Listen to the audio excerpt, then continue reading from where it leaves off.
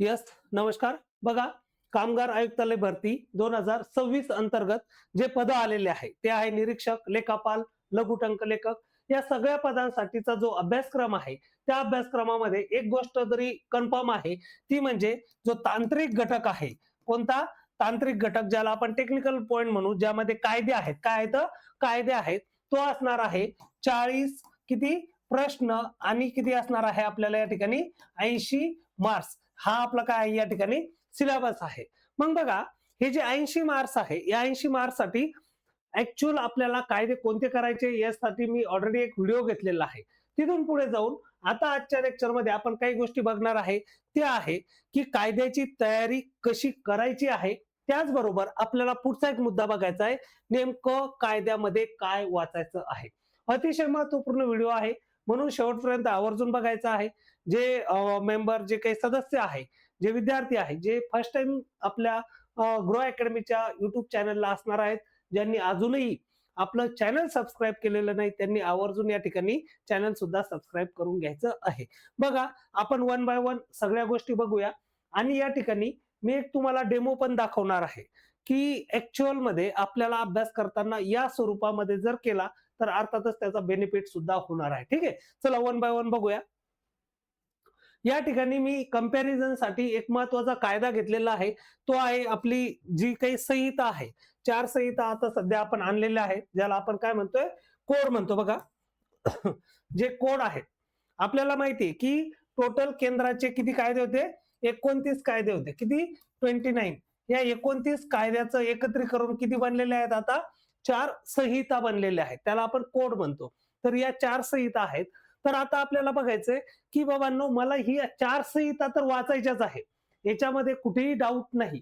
पण आता जर बघायला गेलं तर ही संहिता फक्त एकटी नाही ना, तर यामध्ये हे जे कायदे आहेत, औद्योगिक विवाद अधिनियम 1947, नंतर आहे औद्योगिक सेवा एजन स्थायी आदेश अधिनियम 1946, नंतर ट्रेड युनियन ऍक्ट 1926. म्हणजे हे 3 कायद्यांचं एकत्रीकरण करून या ठिकाणी हा एकच कायदा आपल्यासाठी काय केलेला आहे? बनलेला आहे, जिला आम्ही म्हणतो कोड, संहिता. ठीक आहे, म्हणजे काय आहे? औद्योगिक संबंध संहिता 2020. मग आता जर बघा, जर आपण हाच कायदा वाचायला घेतला, काय हाच कायदा जर आपण वाचायला घेतला आणि जर येता कदाचित बघा, हे कोणालाही माहिती नाही की प्रश्न कुठून येणार आहे, पण मला असं म्हणायचं आहे की हे जे कायदे आहेत हे पण तर तेवढेच महत्वाचे आहे. तर आपल्याला हे बघायचं आहे की यामधील कोणत्या तरतुदी, काय बघा, कोणत्या तरतुदी इकडे घेण्यात आलेल्या आहे. मग आपल्याला कंपॅरिझन स्वरूपामध्ये अभ्यास करणं गरजेचं आहे. बघा, औद्योगिक विवाद अधिनियम 1947, यामध्ये काय सांगितलं होतं बाबा, जो काही तात्पुरता ले ऑफ असतो, ज्याला आपण काय म्हणतो, कामबंदी. नंतर काय आहे की जी काही कामगारांची कपात आहे, म्हणजे एखादा कंपनीवाला असेल, एखादा कारखान्याचा मालक असेल, तो काय करतो की बाबा आता सध्या काम नाहीये, तर तुम्ही एक काम करा, 15 दिवस कामावर येऊ नका, 16व्या दिवशी या. याला आपण म्हणत असतो ले ऑफ. नेक्स्ट आहे कामगार कपात. आता 100 कर्मचारी आहेत, चला 50 जण, चला निघा घरी, असं का होऊ शकतंय. नंतर कारखाना बंदच करणार आहे, माझं उत्पादनच होत नाही, मला इन्कमच नाहीये, मी कारखाना बंद करणार आहे. तर यासाठीची जी काही मर्यादा होती की बाबा, तुझ्याकडे जर 100 किंवा त्यापेक्षा जर जास्त कर्मचारी असतील तर तुला शासनाची पूर्व परवानगी घेण्याचं बंधन या कायद्यानं घालण्यात आलेलं होतं. मग आता काय आहे, ज्या वेळेस आम्ही नवीन संहिता बनवली तर ती 100 ची मर्यादा आम्ही कितीवर आणलेली आहे आता? तर 300 वर आणलेली आहे. आणि एक्झॅक्टली आपल्याला आता अभ्यास करत असताना या गोष्टी बघायच्या आहेत की नेमक्या जशाच्या तसा तर कायदा घेतला नाही. जर 3 कायद्यांचं एकत्रीकरण करून एकच कोड बनवलेला आहे, तो पण छोटा आहे, तर अर्थातच हे जवळपास 100 पेक्षा जास्त कलमांचे एक एक कायदा आहे. 300 कलमांचे जर मला इथं 50 आणि 60 कलमांमध्ये डिवायडेशन झालं तर अर्थात सगळा कायदा घेतलेला आहे का? तर ऑब्विसली नाही. मग यातील फक्त काही तरतुदी घेतलेल्या आहेत आणि त्या तरतुदी मला माहिती असणं गरजेचे आहे. मग आपल्याला अभ्यास करताना या स्वरूपामध्येच केला पाहिजे. बघा, सेकंड अजून या ठिकाणी बघा, औद्योगिक विवाद अधिनियम 1947, यामध्ये काय दिलंय की निश्चित कार्यकाळ रोजगार, म्हणजे काय, एक नवीन टर्म आहे, फिक्स टर्म एम्प्लॉयमेंट. ही तरतूद कायद्यात नाही, अशी तरतूद आहे ना त्या कायद्यामध्ये नव्हती. मग आता हे जो नवीन संहिता आहे, यामध्ये आम्ही काय आणलं, फिक्स टर्म एम्प्लॉयमेंट ही नवीन कन्सेप्ट आणलेली आहे. म्हणजे या पद्धतीने जर आपण अभ्यास केला तर याचा आपल्याला बेनिफिट होणार. पुढे बघा, जे उद्योग आहे, उद्योगाच्या व्याख्येमध्ये आधी काय आहे, सेवाभावी, सामाजिक आणि कल्याणकारी ज्या काही सेवा देणाऱ्या संस्था होत्या, तर यांचा समावेश हा उद्योग या संकल्पनेमध्ये होत होता. पण आता आम्ही काय केलं, नवीन संहिता आणली आणि या ठिकाणी आम्ही उद्योग या व्याख्येतून काय केलंय, सेवाभावी, सामाजिक, कल्याणकारी या ज्या सेवा देणाऱ्या संस्था आहेत, तर यांना आम्ही काय केलेलं आहे, या ठिकाणी वगळण्यात आलेलं आहे. काय केलेलं आहे, वगळण्यात आलेलं आहे. मग सेम आपल्याला या वेळेनं जर आपण अभ्यास केला तर अर्थातच आपल्याला हे कायदे पैकीच्या पैकी मार्क देऊ शकणार आहे, हे ध्यानात घ्या. मग आपल्याला काय करायचंय की हे कंपॅरिझन स्वरूपामध्ये अभ्यास करायचा आहे. आणि अर्थात हे कंपॅरिझन तुम्ही लोकांनी तर अर्थात काही करून ठेवलेलं नसणार आहे. तर हे सगळं गृह अकॅडमी मार्फत जी काही आम्ही बॅच लॉन्च केलेली आहे, तुम्हाला सगळ्यांना माहिती आहे, मोस्ट ऑफ कॅन्डिडेट आतापर्यंत जॉईन झालेले असतील. जे जॉईन नसतील झाले त्यांच्यासाठी संपूर्ण अभ्यासक्रमावर आधारित ही एक बॅच आहे, जिची 999 फीज आहे.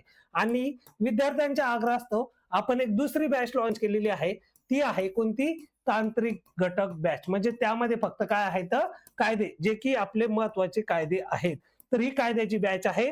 फक्त तिची किंमत आहे 699. तर तुम्हाला या दोन्ही बॅच आहे. ज्याला वाटतं की मला संपूर्ण अभ्यासक्रम पाहिजे त्यांना ही बॅच घ्यायची आहे. आणि ज्याला वाटतं की फक्त मला टेक्निकल म्हणजे जे काही कायदे आहेत त्याचीच मला बॅच पाहिजे आहे, तर त्यांनी हे करायचं आहे. अर्थात या दोन्ही बॅच मध्ये आम्ही काय देणार आहे, तुमच्यासाठी महत्वाचा पार्ट आहे तो म्हणजे शॉर्ट नोट्स.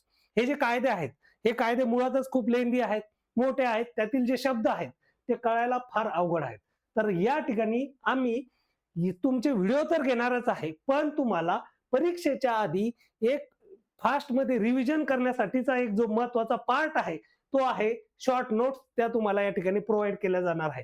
त्याचबरोबर काही वस्तुनिष्ठ स्वरूपाचे प्रश्न सुद्धा आपण या लेक्चरच्या माध्यमातून घेणार आहोत. ते पण आपल्याला या ठिकाणी कव्हर करायचं आहे. आणि अर्थात बॅच कुणीही असे लोक नाहीये की ज्यांना काही नॉलेज नाही. अर्थात या ठिकाणी दोन लोक आहे, मी ऍडव्होकेट गणेश पाटील, कायद्याचं व्यवस्थित ज्ञान आहे त्या हिशोबाने तुमचे कायदे व्यवस्थितरित्या घेणार आहे. आणि दुसरे आहे अमोल पालकर सर, जे की करनिर्धारण अधिकारी होते.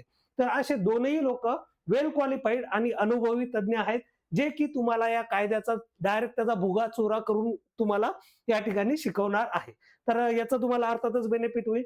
द ग्रो अकॅडमीचं आपलं चॅनल जे आहे, काय म्हणतात त्याला, ऍप डाउनलोड करायचं आहे आणि तुम्हाला बॅच जॉईन करायची आहे. नंतर बघा, आता आपण एकदा ही पीपीटी सुरूच केलेली आहे, तर मी तुम्हाला अजूनही एक दोन गोष्टी दाखवतोय की ऍक्च्युअल मध्ये आपल्याला कोणत्या वेनं जाणं गरजेचं आहे. बघा, पुढे जर बघितलं तर आता हा औद्योगिक सेवायोजन स्थायी अधिनियम 1946 हा एक कायदा आहे. म्हणजे हे तीन कायदे काय झाले, यामध्ये मर्ज झालेले आहेत.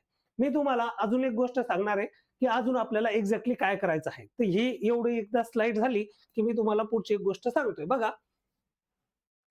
काय या ठिकाणी की 50 ज्या औद्योगिक आस्थापनांमध्ये 50 किंवा त्यापेक्षा जास्त कामगार कामावर आहेत अशा आस्थापनांना सदर अधिनियमाच्या तरतुदी लागू होतात.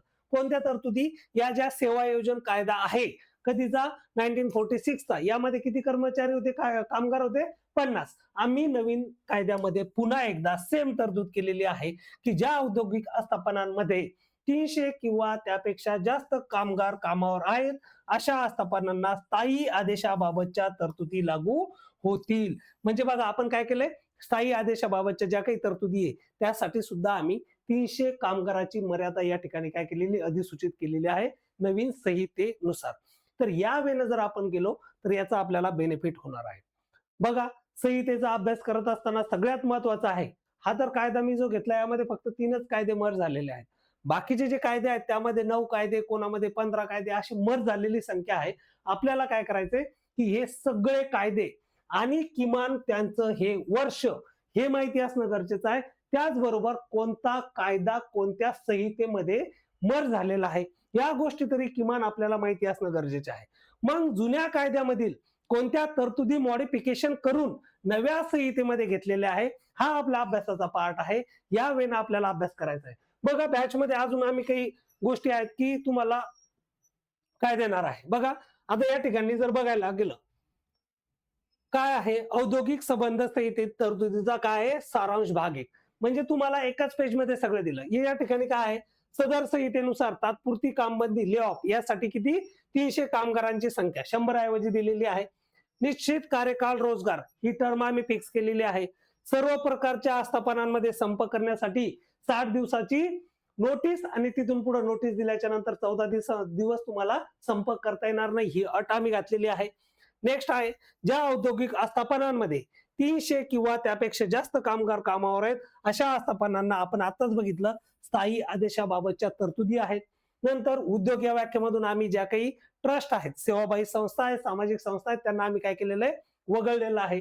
नंतर आस्थापनेतील एकमेव कामगार संघटना अथवा ज्या संघटनेची किमान 51% सभासद संख्या आहे अशा संघटनांना एकमेव संघटना म्हणून मान्यता देण्याचे अधिकार आम्ही कोणाला दिलेले आहे, जो कंपनीचा मालक आहे त्याला दिलेले आहे. या सगळ्या ज्या बाबी आहेत या स्वरूपामध्ये आपण अभ्यास करणार आहोत, जेणेकरून हे कायदे बघा तुम्ही वाचलेले असतील. मला माहिती आहे की कायदे वाचल्याच्या नंतर त्यातलं काहीच कळत नाही आणि जे काही कळलं ते जास्त दिवस आपल्या लक्षात राहत नाही. तर आपल्याला इथं जर मार्क्स घ्यायचे आहे तर आपण कंपॅरिझन स्वरूपामध्ये अशा अट्रॅक्टिव्ह पीपीट्या वगैरे या जर बघितल्या तर या माध्यमातून बऱ्यापैकी आपला अभ्यास होणार आहे. ज्या आम्ही इथं पीपीटीज वर आम्ही शिकवतो त्या पीपीटी आम्ही तुम्हाला आपल्या बॅच मध्ये सुद्धा अपलोड केलेले आहेत. जे कॅन्डिडेट आहेत त्यांना माहिती आहे. राहिला प्रश्न, तुम्हाला ज्या काही शॉर्ट नोट्स असतील त्या याच स्वरूपाच्या असतील जेणेकरून तुम्हाला बेनिफिट होईल. तर यावेळेनं सगळं आहे. तर जे काही कॅन्डिडेट अजूनही बाकी असतील त्यांनी लवकरात लवकर आपल्याला काय करायचंय की बॅच जॉईन करायची आहे. कारण 40 प्रश्न आहे, 80 मार्क्स आहे, नॉट अ जोक. इथंच तुमचं सिलेक्शन फिक्स आहे. आणि फीज आपली ग्रो अकॅडमीची मुळातच ऑलवेज ही फीज आपण काय करतो की विद्यार्थ्यांना परवडेबल अशी आपली फीज असते, हे सगळ्यांना माहिती आहे. जाता जाता सगळ्यांनी एकदा व्हिडिओला लाईक सुद्धा करायचं आहे आणि चॅनलला सबस्क्राईब करायचं आहे. थांबूया आपण. धन्यवाद.